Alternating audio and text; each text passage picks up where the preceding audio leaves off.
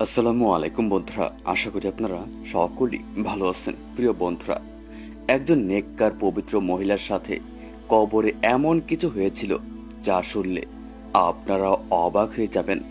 একজন ব্যক্তি বলেন, আমার স্ত্রী প্রতিদিন হাজার হাজার মানুষকে খাওয়াতো। সে অনেক অনাথ মেয়েদেরকে যৌতুক দিয়ে বিয়ে করিয়েছিল।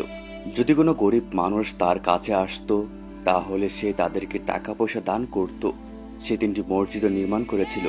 তবে যখন তার মৃত্যু হলো, তখন তার কবরের মধ্যে 2টি কুকুর এসে বসে যায়। তারা কবরে মাটি খুঁড়তে শুরু করে এবং চিৎকার করে কান্না করত। তাদের আওয়াজ শুনে প্রায় সকলেই ভয় পেয়ে যেত। একদিন ইমাম সাহেবের সাথে আমি আমার স্ত্রীর কবর আবার খনন করলাম এবং আমি যা দেখতে পেলাম তার ফলে আমার কলিজা ফেটে গিয়েছিল। কেননা আমার স্ত্রী অনেক বড় এবং ধনী পরিবারের মেয়ে ছিল। তবে আজ পর্যন্ত সে কখনোই টাকার ইচ্ছা প্রকাশ করেননি। সে সহজ সরল কাপড় পরিধান করে থাকত এবং আমাদের বাসায় কোনো কাজ করার মতো মানুষও ছিল না। সে মুলতান শহরের একটি ছোট্ট গ্রামে বসবাস করত এবং সে একজন পীর সাহেবের মেয়ে ছিল। এখানে তার বাবা এবং দাদারা টাকা পয়সার সাথে সাথে অনেক ইজ্জত কামাই করিয়েছিল। তারা জমিদার বংশের ছিল, তবে দেখতে একদম সাধারণ মানুষের মতো ছিল। বন্ধুরা, এই হৃদয়ে আত্মা কাঁপানো কাহিনীটি আপনি শেষ পর্যন্ত দেখতে থাকুন আর আমাদের এই ভিডিওতে এখনই একটি লাইক করে দিন। আর যারা আমাদের চ্যানেল নতুন, তার চ্যানেলটিকে সাবস্ক্রাইব করে পাশে থাকা বেল আইকনটি বাজিয়ে রাখুন। তো চলুন বন্ধুরা, আমরা মূল আলোচনায় ফিরে যাই। আমার নাম রেহান। আমি মুলতান শহরে বসবাস করতাম এবং সুবানা আমার খালাতো বোন ছিল। এ কারণে আমার বিয়ে তার সাথে হয়ে যায়। সুবানার সাথে আমার জীবন অনেক ভালোভাবেই কেটে গিয়েছিল। আমার বিয়ের 10 বছর পার হয়ে গিয়েছিল এবং আল্লাপাক আমাদেরকে 2টি বাচ্চা সন্তান দান করেছেন। এই 10 বছরের মধ্যে সে অনেক ধরনের কাজও করেছিল। মুলতান শহরের মধ্যে আমার স্ত্রীর তরফ থেকে প্রতিদিন না হলেও 1000 মানুষকে ফ্রি খাওয়ানো হতো। আমার স্ত্রী অনেক অনাথ মেয়েদেরকে যৌতুক দান করে বিয়ে করিয়েছিল। এছাড়াও সে 3টি মসজিদ নির্মাণ করে দিয়েছিল। যদি আমি আমার স্ত্রীর ভালো গর্বের কথা বলতে শুরু করি, তাহলে হয়তোবা সারাদিন পার হয়ে যাবে। তবে আজকে আমি অনেক দুঃখিত ছিলাম, কেননা আমার স্ত্রী শোভানা মৃত্যুবরণ করেছিল। তার হঠাৎ করে হার্ট অ্যাটাক চলে এসেছে এবং সে সেই রাতের মধ্যেই মৃত্যুবরণ করে ফেলে। বংশের মানুষ অনেক অবাক ছিল, কেননা আমাদের বাসার মধ্যে সুখ আর সুখ ছিল। আমাদের দুজনের মাঝে সাধারণ স্বামী স্ত্রীর মতো ঝগড়াও হতো না। তবে যা লেখা ছিল তা তো পরিবর্তন করা সম্ভব ছিল না। তাই হঠাৎ করে হার্ট অ্যাটাক চলে আসে এবং সে মৃত্যুবরণ করে। আমার বাচ্চাগুলো এত বড় ধাক্কা খাওয়ার কারণে অনেক খারাপ পরিস্থিতির অবস্থায় কান্না করছিল এবং আমার আত্মীয় স্বজন তাদেরকে সামলাচ্ছিল। আমি পুরুষদের মাঝে দুঃখী অবস্থায় বসেছিলাম এবং আমার মস্তিষ্ক কাজ করা বন্ধ করে দিয়েছিল। আমি এটি ভেবে উঠতে পারছিলাম না যে এখন আমার বাসায় কি হবে। আমি আমার স্ত্রী ছাড়া কিভাবে জীবন অতিবাহিত করব। তার চেয়ে বড় বিষয় হলো আমার মেয়ে এবং ছেলে অনেক ছোট ছিল, আর তাদেরকে মায়ের মতো ভালোবাসা কেই বা দিতে পারবে। আমার স্ত্রীর গোসল এবং কাফনের ব্যবস্থা করার পর বাসার মানুষজন আমাকে ভেতরে ডাকলো, যাতে করে জানাজায় নিয়ে যাওয়ার আগে আমি আমার স্ত্রীকে শেষবারের মতো দেখে নিতে পারি। আমি ভেতরে গিয়ে স্ত্রীকে দেখলে আমার মন বসে যেতে শুরু করলো। আমি একজন পুরুষ ছিলাম, তারপরেও অনেক কান্না করতে লাগলাম, কেননা আমি আমার স্ত্রীকে অনেক ভালোবাসতাম এবং সে অনেক নেক মহিলা ছিল। আমার স্ত্রীকে চির বিদায় দেওয়া আমার জন্য অনেক কষ্টের বিষয় ছিল। তবে আমি সেই কষ্টকে সহ্য করে নিলাম এবং লাশকে কাঁধে নিয়ে জানাজা দিতে গেলাম। স্ত্রীকে দাফন করার পর যখন আমি বাসায় ফিরলাম, তখন জানতে পারলাম যে আমার ছোট মেয়ের অবস্থা অনেক খারাপ। সে তার মায়ের অনেক কাছে ছিল এবং এই কারণেই এই সকল কিছু সহ্য করতে পারছিল না। সে 4 বছরের একটি বাচ্চা ছিল। আমি আমার দুঃখ বলে আমার মেয়েকে সামলাতে লাগলাম, তবে তার জ্বর অনেক বেড়ে গিয়েছিল। এখন দিনের সময় ছিল বিদায়। আমি আমার মেয়েকে নিয়ে হাসপাতালে গিয়েছিলাম। ডাক্তার অনেক কষ্ট করে তার জ্বর কমাতে সক্ষম হলো। তবে এরই মধ্যে বিকাল থেকে রাত হয়ে গেল। বাচ্চাটিকে নিয়ে যখন আমি বাসায় ফিরলাম, তাকে সামলাতে সামলাতে আমি সেদিন আর দ্বিতীয়বার আমার স্ত্রীর কবরের কাছে যেতে পারিনি এবং দ্বিতীয় দিনও এমন ভাবে কেটে গেল। দুদিন পর আমার মেয়ের অবস্থা একটু ভালো হলো, তাই আমি তাকে দুপুরবেলা ঘুম পাড়িয়ে আমার স্ত্রীর কবরের কাছে চলে গেলাম। আমি যখন কবরস্থানে পৌঁছালাম, তখন কবরস্থানের মধ্যে থাকা দুটি কুকুর ঘেউ ঘেউ করতে লাগলো এবং হঠাৎ করে আমার স্ত্রীর কবরের মধ্যে লাথি মারতে শুরু করে দেয়। আমি সেই কুকুরগুলোকে তাড়ানোর চেষ্টা করলাম, তবে তারা ঘেউ ঘেউ করতে লাগলো এবং তাদের চোখের মধ্যে হয়তোবা আমি পানিও দেখতে পেয়েছিলাম। আমি অনেক কষ্ট করে সেই কুকুরগুলোকে সেখান থেকে তাড়াতে সক্ষম হয়েছিলাম। এরপর আমি আমার স্ত্রীর কবরে সূরা ফাতিহা পাঠ করতে লাগলাম এবং কিছুক্ষণ পর উঠে বাসায় চলে গেলাম। বাসায় এখনো মেহমান উপস্থিত ছিল। আমার ভাই বোনগুলো এখনো আমার বাসায় ছিল এবং যারা চলে যাবে তারাও সাক্ষাৎ করতে এসেছিল। এরপর থেকে আমি প্রতিদিন আমার স্ত্রীর কবরের কাছে 1 ঘন্টার মতো সময় অতিবাহিত করে আসতাম। তবে যখনই আমি আমার স্ত্রীর কবরের কাছে যেতাম, সেই কুকুর দুটি ঘেউ ঘেউ করা শুরু করে দিত। আমি তাদেরকে ভয় দেখিয়ে তাড়িয়ে দিতাম। তবে এই কথাটি আমাকে চিন্তায় ফেলে দিতে শুরু করলো এবং ভাবতে লাগলাম, না জানি আমি চলে যাওয়ার পর সেই কুকুর দুটি আমার স্ত্রীর কবরের সাথে কি করে। আমি এখন পর্যন্ত আমার স্ত্রীর কবর কাঁচাই রেখেছিলাম। কবরে কিছু লাগানো বা পাকা করা গুনাহ ছিল, তাই আমি ভয় করছিলাম সেই কুকুরগুলো যদি আবার কবর খনন করতে শুরু করে।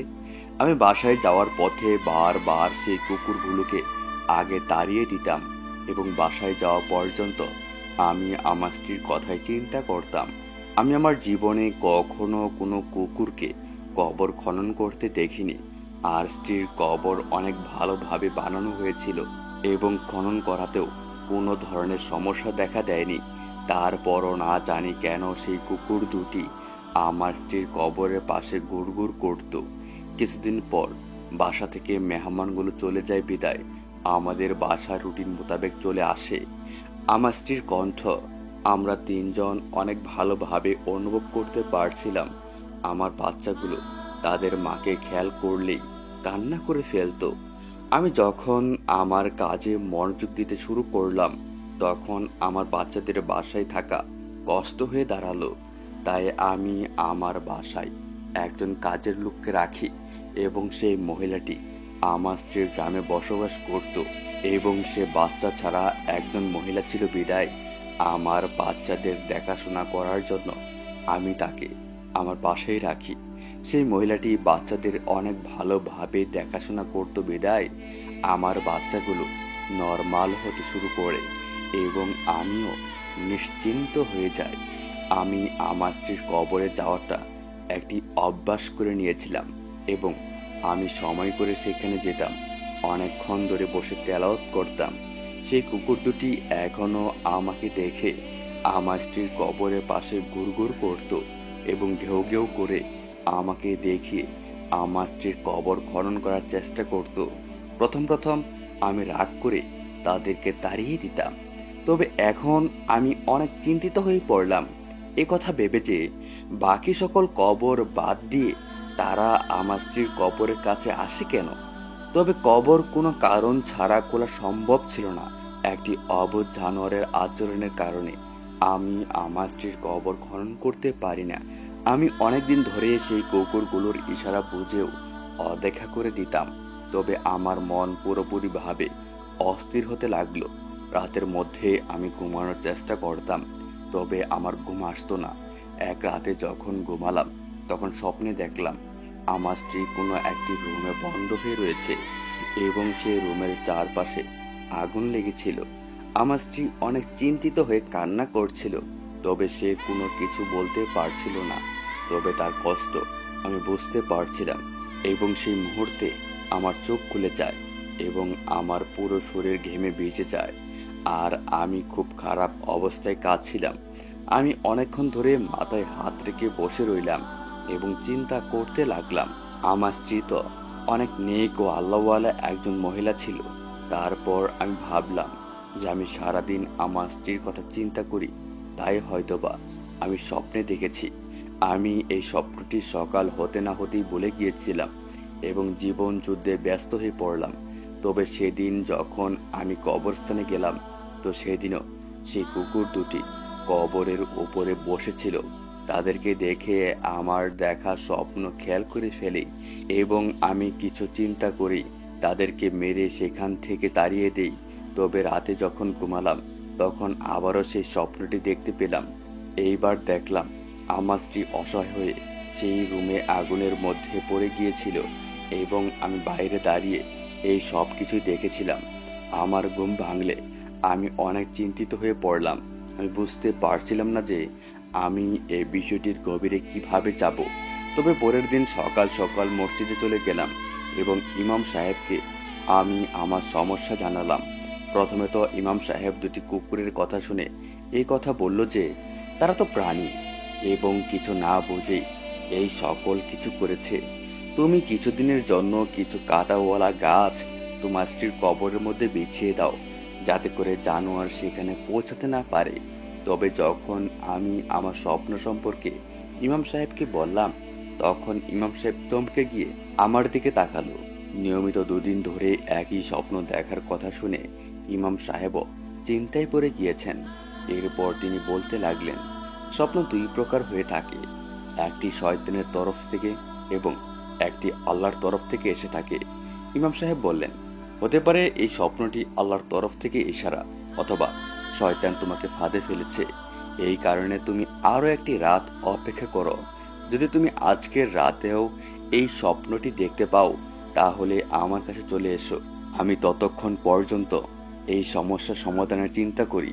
এরপর আমি বাসায় গেলাম এবং আমার কাজে যাওয়ার জন্য প্রস্তুতি নিলাম। আগে আমার বাচ্চাদেরকে স্কুলে পৌঁছে দিলাম। আমার মনের মধ্যে সব সময় আমার স্ত্রীর কথা চিন্তা হচ্ছিল এবং আমি দোয়া করছিলাম যে সেই স্বপ্ন যেন শয়তানের দেখানো স্বপ্ন হয়। কেননা কোনো আপনজনের কবর পুনরায় খনন করা কোনো সহজ কাজ নয়। আমি চাচ্ছিলাম না যে আমার স্ত্রীর কবর যেন খনন করতে না হয়। আমার জন্য আমার স্ত্রীর কবরের সেই কুকুর দুটিকেই দেখায় সহ্য করার বাইরে ছিল। তবে সেই রাতে আবারও সেই স্বপ্নটি এসেছিল। আমার মনে হতে লাগলো আমার স্ত্রী হয়তো কবরের মধ্যে কোনো কষ্টের মধ্যে পড়েছে। আমি স্বপ্নে স্পষ্ট দেখেছিলাম যে সেই আগুন আমার স্ত্রীর ক্ষতি করছিল না, তবে সেই আগুন আমার স্ত্রীর চারপাশে ঘিরেছিল। আর এই কথাটা আমি বুঝতে পারছিলাম না আমার স্ত্রী একজন নেক পীর বংশের মেয়ে ছিল। সে কখনো কোনো অপরিচিত পুরুষকে দেখেনি। বিয়ের পর আমি তাকে কখনো নামাজ ছাড়তে দেখিনি। সে বাচ্চাদেরকে ইসলামিক তালিম দিয়েছিল এবং সে আমার প্রতি অনেক বিশ্বাসযোগ্য ছিল। তবে না জানি কেন কবরের মধ্যে তার শান্তি হচ্ছিল না। আমি তৃতীয়বার সেই একই স্বপ্ন দেখে এত বেশি অস্থির হয়ে গিয়েছিলাম যে আমি আর সেই দিন ঘুমাতে পারিনি। আবার সকাল পর্যন্ত জেগেছিলাম। ফজরের আজান দিলে আমি দ্রুত করে অজু করে মসজিদের দিকে রওনা দিয়ে দিলাম। আমি নামাজ আদায় করলাম এবং ইমাম সাহেবের জন্য অপেক্ষা করতে লাগলাম। নামাজ শেষে যখন সবাই উঠে গেল, তখন আমি ইমাম সাহেবের কাছে গেলাম এবং ওনাকে বললাম, ইমাম সাহেব, আমি আবারও আজকের রাতে একই স্বপ্ন দেখেছি। আমি অস্থির হয়ে ইমাম সাহেবকে বললাম আমাকে কোনো উপায় বলে দেওয়ার জন্য, যাতে করে আমার স্ত্রী কবরের মধ্যে শান্তির ঘুম ঘুমাতে পারে এবং আমাকেও সেই স্বপ্নটি যেন বিরক্ত না করে। ইমাম সাহেব দীর্ঘ নিঃশ্বাস নিয়ে বললেন, এর একটাই উপায় হলো সেই কবরটি খনন করে দেখা। তিনি বললেন, আল্লাহ না করুক, যদি কবরের মধ্যে আল্লাহর আযাব নাজিল হয়, তাহলে আমরা ইচ্ছা করেও কবর খুলতে পারবো না, কেননা আল্লাহর তরফ থেকে অনুমতি পাবো না। আর যদি অন্য কোনো কারণ হয়ে থাকে, তাহলে আমি তা খুলে দেখে নেব এবং হয়তোবা কোনো উপায়ও বের হয়ে যাবে। ইমাম সাহেবের কথাই আমার দেহের লোম দাঁড়িয়ে গিয়েছিল। স্ত্রীর ওপর আল্লাহর আযাবের কথা আমি চিন্তা করতেও পারছিলাম না। আমি যখনই ইমাম সাহেবের সঙ্গে কবরস্থানে পৌঁছে গেলাম, তখন আমার পা কাঁপতে শুরু করে দিয়েছিল এবং আমি আল্লাহর কাছে বারবার দোয়া করছিলাম যে আমার স্ত্রীর কবরের মধ্যে যেন অন্য কোনো সমস্যা হয়, আল্লাহর আযাব যেন না থাকে। আমি ইমাম সাহেবকে বললাম, আমার স্ত্রী অনেক নেক ছিল, তার উপরে আল্লাহর আযাব আসতে পারে না। সে তো তার সারা জীবনে ভালো কাজ করেছিল, তার বাবা একজন নেক মানুষ ছিলেন। ইমাম সাহেব বলতে লাগলেন, মনের কথা শুধু আল্লাহ পাকই ভালো জানেন। আল্লাহ তাআলা বড় থেকে বড় গুনাহ ক্ষমা করে দেন, তিনি গাফুরুর রাহিম। তবে তিনি ছোট গুনাহের কারণেও কখনো আঁকড়ে ধরেন। এই কারণে মানুষদের বলা হয় তারা যেন সাবধানে থাকে, ছোট থেকে ছোট গুনাহ থেকে বেঁচে থাকতে হবে। এখন তা বিন্দু পরিমাণই হোক না কেন, কে জানে সেই কাজটি আল্লাহ তাআলার পছন্দ না হতে পারে। আমরা যখন কবরস্থানে পৌঁছালাম তখন আজকেও আমি সেই দুটি কুকুরকে আমার স্ত্রীর কবর খনন করতে দেখতে পেলাম। আমি তাদেরকে তাড়াতে এগিয়ে গেলাম। ইমাম সাহেব বললেন, তাদেরকে মেরো না, হতে পারে তারা আল্লাহর হুকুমে এমনটা করেছে, এই কারণে ভদ্রতার সহিত তাদেরকে সরিয়ে দাও এবং যে জায়গায় তারা খনন করেছিল সেই জায়গাটি খনন করো। ইমাম সাহেবের কথা শুনে আমি মাথা নাড়িয়ে সামনে এগিয়ে গেলাম। আমি কুকুরগুলোকে সরিয়ে সেই কুকুরগুলো যেখানে গর্ত করছিল সেখানকার মাটি সরাতে শুরু করলাম। বন্ধুরা, এই পর্যন্ত যদি ভিডিওটি আপনাদের ভালো লেগে থাকে তাহলে অবশ্যই ভিডিওটিতে একটি লাইক করে দিন। এরপরে সেই কুকুর দুটি আরাম করে এক জায়গায় বসে পড়ল। আমি মনে মনে দরুদ শরীফ পাঠ করছিলাম। আমি যখন সেই কবরের গভীর পর্যন্ত খুললাম তখন সেই দৃশ্য দেখে আমার কলিজা ফেটে গিয়েছিল। আমি চিৎকার করে কবর থেকে দূরে সরে গেলাম। ইমাম সাহেব, যিনি আমার পিছনে দাঁড়িয়েছিলেন, তিনি কদম বাড়িয়ে সামনে এলেন এবং সেই কবরের গর্তের মধ্যে তাকাতে লাগলেন। ইমাম সাহেব ইস্তেগফার পাঠ করছিলেন আর অন্যদিকে আমি বাচ্চাদের মতো কান্না করছিলাম। আমাকে এই চিন্তায় খেয়ে ফেলেছিল যে আমার স্ত্রী এত যন্ত্রণা সহ্য করছিল আর আমি তা জানতাম না। আমি কষ্টে কান্না করে যাচ্ছিলাম এবং ইমাম সাহেবের শরীর কাঁপছিল। আমি আমার মরহুম স্ত্রীর কবরের মধ্যে দেখতে পেয়েছিলাম আমার জীবনের সবচেয়ে ভয়ঙ্কর দৃশ্য। আমি সেই কুকুরগুলোর দিকে তাকাতে লাগলাম যারা আমাকে এতদিন ধরে ইশারা করছিল, তবে আমি উল্টো তাদেরকে মেরে তাড়িয়ে দিতাম। তবে সে অবধ জানোয়ারগুলো তারপরেও আমাকে সাহায্য করতে চাচ্ছিল। মৌলভী সাহেব আমাকে জিজ্ঞেস করলেন, তোমার কি কখনো এমন অনুভূতি হয়েছিল যে তোমার স্ত্রীর কবর খনন করে এই কাজটি কেউ করেছে? আমি ইমাম সাহেবকে বললাম, আমি প্রতিদিন আমার স্ত্রীর কবরের কাছে আসি, তবে আমি এই কবরের মধ্যে কোনো রকম অবস্থা লক্ষ্য করিনি। এই কুকুরগুলো বেটি, তবে আমি তাদেরকে এখান থেকে তাড়িয়ে দিতাম। আমার কথা শুনে ইমাম সাহেব অবাক হতে লাগলেন এবং বললেন, এমন হতে পারে না যে কবর খনন করা ছাড়া এই কাজটি করা যাবে। যে কাজটি তোমার স্ত্রীর সাথে করা হয়েছে তা করার জন্য অবশ্যই কবর খনন করা জরুরি। হঠাৎ করে ইমাম সাহেব বললেন, তোমার স্ত্রীকে যখন কবরে নামানো হয় তখন কি তুমি কিছু লক্ষ্য করেছিলে? আমি মাথা নাড়িয়ে হ্যাঁ বললাম এবং বললাম, আমি যতই দুঃখের মধ্যে ছিলাম না কেন, তবে আমার দেখাশোনা অবধি আমার স্ত্রীকে কবরে নামানো হয়েছিল, তাই তখন এমন কোনো কাজ করার সুযোগ ছিল না। ইমাম সাহেব আমাকে সেই মুহূর্তে পুলিশ ডাকতে বললেন। আমি সেই মুহূর্তে পুলিশকে ডেকে সবকিছু ওদের হাতে দিয়ে দিয়েছিলাম। আমার তো কান্না করতে করতে খুব খারাপ অবস্থা হয়ে গিয়েছিল। এসিপি সাহেব আমাকে সান্ত্বনা দিয়েছিলেন। পুলিশ এরপর ভালো করে তদন্ত করতে লাগলেন এবং কিছুদিন পুলিশ সাদা কাপড় পরিধান করে কবরস্থানে পাহারা দিতে লাগলেন। 12 দিন দেখাশোনা করার পর আমার স্ত্রীর আসামিদেরকে ধরা হয়েছিল। সেই দিন কিছু মানুষ একজন মহিলার মেয়েকে নিয়ে এসেছিল এবং সেই আসামি ব্যক্তি সেই রাতে এসেছিল এবং সেই নতুন কবর খনন করছিল। যেই পুলিশগুলো লুকিয়েছিল তারা সেই মানুষদেরকে ধরে ফেলেছিল। পুলিশ এরপর আমাকে বলেন যে এরপর থেকে কবরস্থানের মধ্যে আর কোনো সমস্যা দেখা দিবে না। তবে তারপরেও আমার মনের মধ্যে শান্তি ছিল না এবং আমি প্রতিদিন আমার স্ত্রীর কবরের কাছে যেতাম, তার কবর ভালো করে দেখতাম যাতে করে তার সাথে দ্বিতীয়বার এমন কিছু না ঘটে। আমার ভিতরে ভয় কিছুতেই কম ছিল না। আমার সব সময় এই চিন্তাই হতো যে আবারও আমার স্ত্রীর কবর খনন করা হলো না তো।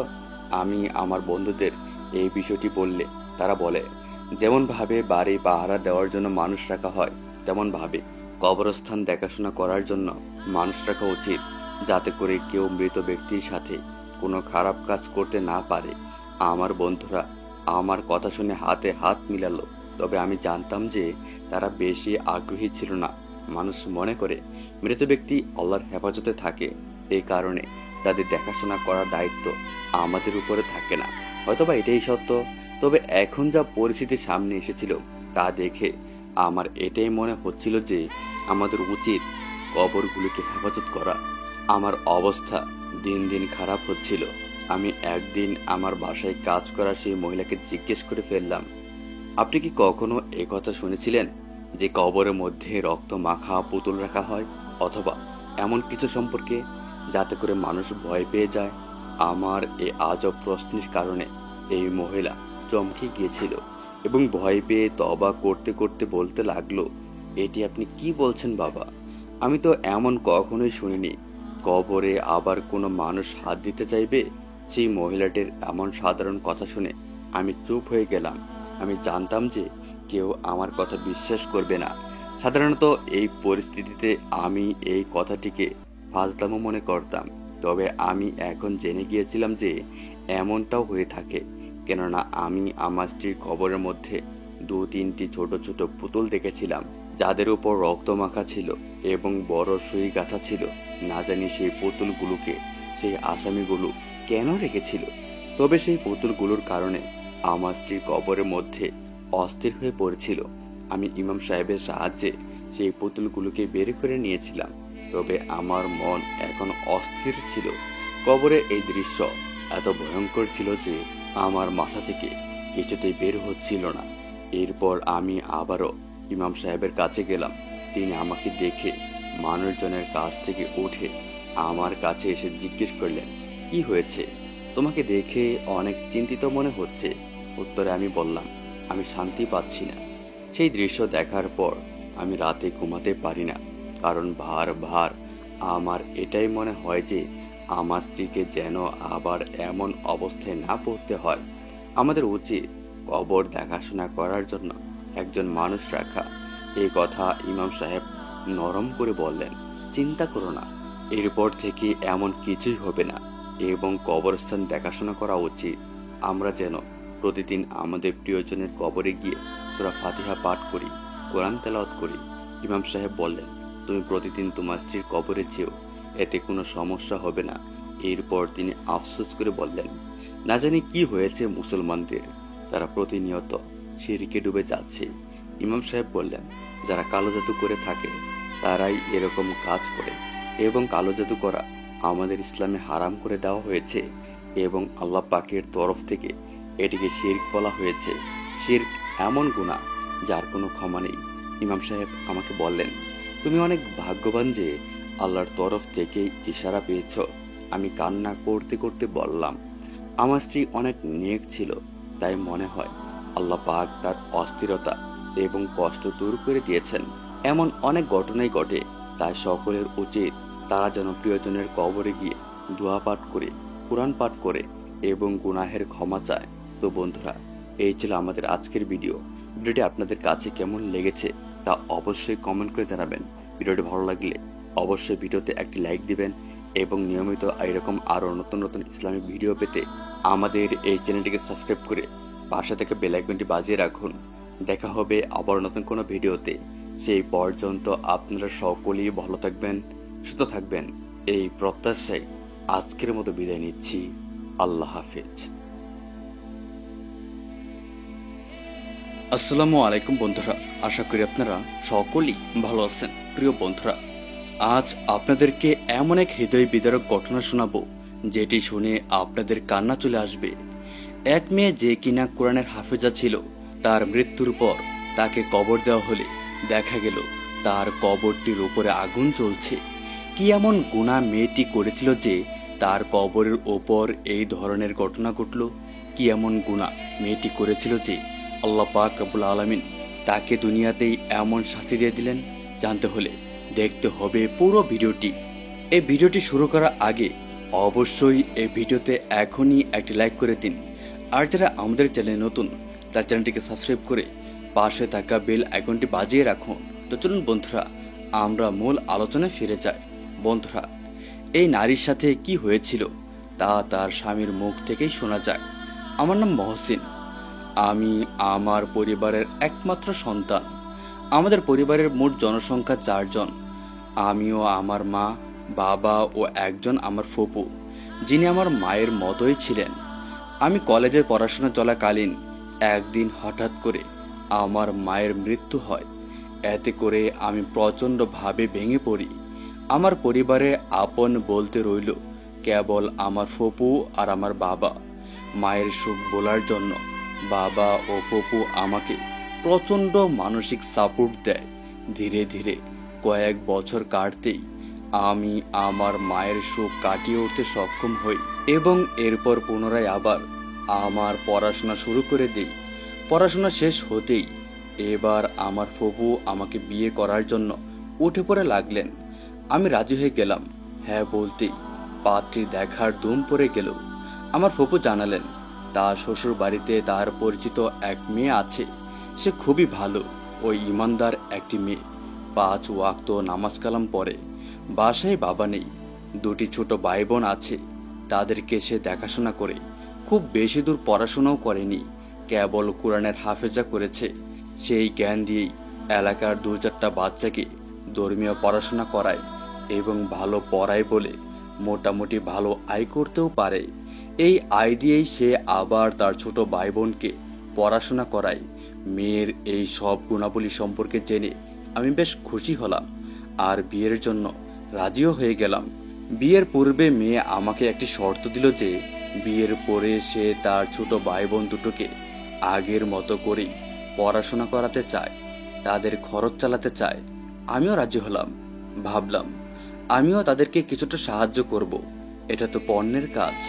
অতএব আমাদের বিয়ে হলো। আমার স্ত্রীর গুণে যেমন কোনো কমতে ছিল না, একইভাবে রূপের কোনো অভাব ছিল না। তার রূপে ও গুণে মোহিত হয়ে আমি তার প্রেমে পড়তে লাগলাম। তার কারণে আমার সংসার জীবনে সুখের বন্যা বয়ে আসছিল। তার প্রভাবে আমিও আল্লাহর ইবাদতে মগ্ন হতে লাগলাম। এভাবে কেটে গেল বিয়ের 3টি বছর। এরই মধ্যে আমার বাবা মারা গেলেন। একে তো বাবা হারানোর সুখ, দ্বিতীয়ত আমাদের সন্তান হচ্ছিল না। দুটো গা যেন একসাথে জেঁকে ধরেছিল। আমার স্ত্রী আমাকে সান্ত্বনা দিত, বলতো ধৈর্য ধরো, আল্লাহ তো আছেন। আমি অবাক হতাম, একটা মেয়ে হয়েও কিভাবে সন্তানের অভাব বোধ করছে, আবার ধৈর্য ধারণ করে রেখেছে। ওইদিকে আমার ফুপু তো আমাদের পাগল বানিয়ে ফেলেছিলেন। কেন আমাদের বাচ্চা হচ্ছে না প্রতিনিয়ত আমার স্ত্রীকে গালমন্দ করতেন। কোনো সমস্যা হওয়ার সম্ভাবনা কেবল আমার স্ত্রীর ছিল। আমাদেরকে বলতেন চিকিৎসা করাও, বাচ্চার দরকার রয়েছে। আমিও কিছু বললে তিনি আবার ঝগড়ায় লেগে যেতেন। এভাবেই চলছিল। পরিশেষে বিয়ের 6 বছর পর আমরা আমাদের জীবনের সবচেয়ে বড় সুখের খবর পেলাম। আমার স্ত্রীর সন্তান সম্ভাবনা। আমি তো খুশিতে আত্মহারা। আমি আমার স্ত্রীকে প্রচুর খেয়াল রাখতে শুরু করলাম, কারণ ডাক্তার বলেছিলেন তার অনেক যত্নের প্রয়োজন রয়েছে। আমার মনে হচ্ছিল আমি তাকে বিছানা থেকে নামতেই দিব না। যাই হোক, 9 মাস পর সেই শুভ দিন চলে এলো। আমাদের সন্তানের আগমন ঘটল এই দুনিয়াতে। আমাদের ছেলে একেবারে সুস্থ সবলভাবে দুনিয়াতে আসলো। কিন্তু বিপত্তি বেঁচে গেল তখন যখন জানতে পারলাম আমার স্ত্রী শারীরিকভাবে খুবই অসুস্থ। এমনটা তো আমি চাইনি আমার স্ত্রী কোনোভাবে আমাকে ছেড়ে চলে যাক। তাহলে কেন হচ্ছে এসব? আল্লাহর কাছে হাত তুলে প্রার্থনা করতে লাগলাম, হে আল্লাহ, আমার স্ত্রীকে সুস্থ করে দাও, তাকে আমার কাছে ফিরিয়ে দাও। কিন্তু আল্লাহ আমার দোয়া কবুল করলেন না। আমার স্ত্রীর মৃত্যু হলো। সে আমাকে ছেড়ে চলে গেল। স্ত্রীর এভাবে চলে যাওয়া আমি কিছুতে মেনে নিতে পারছিলাম না। একেবারে ভেঙেই পড়েছিলাম। আমি কাঁদতে কাঁদতে স্ত্রীর শেষ গোসল সম্পূর্ণ করলাম। তাকে কবরস্থানে নিয়ে গেলাম। আকাশ তখন কালো মেঘে ছেয়ে গিয়েছে। দিনের বেলাতেও মনে হচ্ছিল সন্ধ্যা নেমে এসেছে। আকাশ যেন আমার গগন ফাটানো বুকের কষ্ট বুঝতে পেরে আমার সাথে কাঁদছিল। আমার স্ত্রীকে মাটির নিচে রেখে আসলাম। বাসায় ফিরে চলে গেলাম নিজের রুমে। আমার ছেলেকে স্ত্রীর বাবার বাড়ি মানুষজনই সামলাচ্ছে। তাই ছেলেকে নিয়ে কোনো চিন্তা নেই। আমি আমার রুমে এসে স্ত্রীর কথা ভেবে ভেবে তার শোকে কাতর হচ্ছিলাম। দেখতে দেখতে কখন রাত হলো আর কখন ঘুমিয়ে পড়লাম নিজেও জানি না। ঘুমের মধ্যে হঠাৎ করে স্বপ্নে দেখলাম আমার স্ত্রী কাঁদছে, প্রচুর পরিমাণ কান্নাকাটি করছে। এমনটা তো হওয়ার কথা নয়। আমার স্ত্রী খুবই হাসিখুশি একজন নারী ছিল, তাহলে কাঁদবেন কেন? সে আমাকে কি কিছু বলতে চাইছে? আমার ঘুম ভাঙলো, দেখলাম ফজরের ওয়াক্ত হয়ে গিয়েছে। এর মধ্যে আকাশ পরিষ্কার হয়ে গিয়েছে, বৃষ্টিও থেমে গিয়েছে। আমি ফজরের নামাজ আদায় করলাম। আমার মৃত স্ত্রীর রুহের শান্তির জন্য আল্লাহর কাছে দোয়া করলাম। তাকে কবরের আযাব থেকে মুক্তির জন্য দোয়া করলাম। যদিও আমি জানতাম আমার স্ত্রীর উপর থেকে আল্লাহ কবরের আযাব তুলে নেবেন, কারণ সে ছিল যথেষ্ট নেককার একজন নারী। নামাজ কালাম পড়তো, কোরআনের হাফেজা ছিল। আল্লাহ তাআলার সকল সন্তুষ্ট সে অর্জন করতে পেরেছে। নামাজ শেষ করে চারদিকে তাকিয়ে দেখলাম সবাই নামাজ পড়ছে। আমি বাহিরে বের হয়ে গেলাম। আমার স্ত্রীর কবরের দিকে যাব। উদ্দেশ্য ছিল তার জন্য কোরআন তেলাওয়াত করব। কিন্তু এ কি, তার কবরের কাছে গিয়ে তো আমি হতভম্ব হয়ে গেলাম। এত বৃষ্টি হওয়ার পরেও দেখা যাচ্ছে তার কবরের মাটি ফেটে ভেতর থেকে ধোঁয়া বের হচ্ছে। কিন্তু কেন এমন হচ্ছে? আল্লাহ তাআলা আমার স্ত্রীর মতো একজন মুমিন বান্দার কবরে এমন আযাব কেন নাজিল করবেন? এমন দৃশ্য দেখে আমার মতো শক্ত একজন ব্যক্তিও ভেতর থেকে নড়ে গেল। প্রচন্ড বৃষ্টি হচ্ছে, কিন্তু স্ত্রীর কবর থেকে ধোঁয়া বেরিয়েই যাচ্ছে। তবে কি আমার স্ত্রীর আসল পরিচয় আমি জানি না? আমার জানা মতে এতগুলো বছর সে এমন কোনো পাপ করেননি যার জন্য তাকে এই শাস্তি পেতে হবে। খুঁজলেও তার দোষ পাওয়া সম্ভব হচ্ছিল না। আমার জানা মতে সকল ইবাদত, সকল ভালো কাজ সে করেছে। তবে কেন এমন হচ্ছে? তাহলে এই 6 বছরে আমি তাকে চিনতে পারিনি? আল্লাহ নিশ্চয়ই তার বান্দাকে আমার চেয়ে বেশি জানবেন। তাহলে কি হতে পারে? এই সব ভাবতে ভাবতে দেখলাম আমার স্ত্রীর কবর ঠিক করতে হবে। মানুষকে ডাক দিয়েছিলাম, কিন্তু কেউ রাজি হলো না তার কবর ঠিক করতে। অতঃপর এক ব্যক্তিকে পেলাম, সে আমার কাছ থেকে 4 গুণ টাকা বেশি নিয়ে কবর ঠিক করে দিল। তাও আবার দূর থেকে অবস্থান করে বাসায় ফিরে এলাম। মাথা ভর্তি চিন্তা আর গভীর বেদনা নিয়ে বাসায় এসে ছেলের কথা জিজ্ঞেস করলাম। স্ত্রীর ভাই ছেলেকে আমার কোলে দিল। ছেলেকে বুকের সাথে জড়িয়ে অনেকক্ষণ বসেছিলাম। সবাই ভাবছে আমি বোধহয় স্ত্রীর হারানোর শোকে এতটা কাতর, কিন্তু আমার মাথায় তো ঘুরছে অন্য চিন্তা। প্রচন্ড ভাবে অবাক হচ্ছিলাম। আমি আরো কষ্ট পাচ্ছিলাম। এত বছরে না পারলাম স্ত্রীকে চিনতে, না পারলাম তার গুণ সম্পর্কে জানতে। একবার যদি জানতে পারতাম সে কি গুনাহ করেছে, তাহলে নিশ্চয়ই তাকে আমি বাধা দিতে পারতাম। এভাবেই যাচ্ছিল দিন। স্ত্রীর জন্য আমি আল্লাহর কাছে দোয়া করেই চলছি, আর সারাদিন নিজের রুমে বন্ধ হয়ে পড়ে আছি। আমার ছেলেকে কে দেখছে, কে খাওয়াচ্ছে, সেই ব্যাপারে কোনো খবর আমার নেই। আমার সমস্ত চিন্তা জুড়ে কেবল আমার স্ত্রী। একদিন হঠাৎ করে আমার রুমে আমার ফুপু আসলেন। এসেই তিনি আমাকে যে কথাটি বললেন তা শুনে রেগে আমি লাল হয়ে গেলাম। কারণ আমার স্ত্রী মারা গিয়েছে এখনো 20 দিন শেষ হয়ে 21 দিন হলো না। তিনি আমাকে বিয়ে করতে বলছেন। অন্তত এত জলদি তিনি এই কথা না বললেও পারতেন। যেখানে তিনি দেখতে পেলেন আমি আমার স্ত্রীর জন্য কতটা দুঃখ পাচ্ছি, তিনি আমাকে বললেন তার বয়স হয়েছে, তিনি এখন খুব অসুস্থ। আমার বা আমার ছেলেকে দেখাশোনা করার মতো তার শক্তি নেই। অবশ্য খুব ভুল কিছু বলেননি তিনি, বয়স তো তার হয়েছে। অবশেষে ফুপুর কথা ভেবে আমি বিয়ের জন্য রাজি হয়ে গেলাম। কিন্তু কেমন মেয়ে আমার চাই তাকে স্ত্রী হিসেবে গ্রহণ করব, এ ধরনের কোনো মন মানসিকতা আমার মাঝে ছিল না। বিয়ের জন্য হ্যাঁ বলে ঘর থেকে বের হয়ে গেলাম কাজের উদ্দেশ্যে। আমি জানি আমি ঘর থেকে বের হওয়া মাত্রই আমার ফুপু বিয়ের জন্য তোড়জোড় শুরু করে দেবেন। হলোও তাই। বাসায় ফিরে দেখলাম আমার ফুপু ইতিমধ্যে মেয়ে ঠিক করে রেখেছেন। এবং বিবাহের আসর বসিয়ে ফেলেছেন। যেহেতু বিয়ে আমায় করতেই হবে, তাই কিছু না বলে আমি চুপচাপ বিয়ে করতে বসে পড়েছি। এরপর আমি বিয়ে করলাম, অতঃপর জানতে পারলাম আমার স্ত্রীর ছোট বোনই হলো আমার দ্বিতীয় স্ত্রী। এতে আমার আরো বেশি খারাপ লাগলো। তবুও কিছু না বলে নিজের মতো থাকতে শুরু করলাম। আমি জানি আমার স্ত্রীর মতো করে আর কারোর সাথে আমার গভীর প্রেম হয়ে উঠবে না। আমি আরো ভাবছিলাম, আমার এই স্ত্রী কি আমার আগের স্ত্রীর মতো হবে? সে কি এত ইমানদার হবে? তার বড় বউয়ের মতো করে সব কিছু যত্ন করতে পারবে? মনে তো হচ্ছিল না। এভাবেই যাচ্ছিল দিন। দেখলাম চুপচাপ সে আমার ঘরদোর গুছিয়ে রাখে, আমার ছেলের খেয়াল রাখে, আমাকে কিছুই বলে না। এমনকি আজ পর্যন্ত আমি তার চেহারাও দেখিনি, আগেও না, এখনও না। যেহেতু আমার স্ত্রী একজন হাফেজা ছিল, তাই সে পর্দা ও মারহাব ব্যক্তি সম্পর্কে যথেষ্ট সচেতন ছিল। তার ছোট বোনকেও পর্দা করাতো। সে যাই হোক, একদিন কাজ থেকে সন্ধ্যায় জলদি ফিরে এলাম। আমি ফিরেই দেখলাম আমার দ্বিতীয় স্ত্রী আমার ছেলেকে খাবার খাওয়াচ্ছে। অবাক করার মতো বিষয় হলো, সে আমার স্ত্রীর চেয়ে অনেক বেশি সুন্দরী। তার চোখ মুখ খুবই স্নিগ্ধ। সে হাসি মুখে আমার ছেলেকে খাওয়াচ্ছে। এই দৃশ্য দেখে আমার রাগ উঠে গেল। আমার মনে হলো আমার স্ত্রীর মৃত্যুতে তার বোনের কোনো দুঃখ নেই। তাই রেগে গিয়ে তাকে আমি যাতা বললাম। এমনকি রাগের মাথায় স্ত্রীর কবরের ঘটনার কথাও বলে দিলাম। পরক্ষণেই আমার হুঁশ হলো আর আমি চুপ হয়ে গেলাম।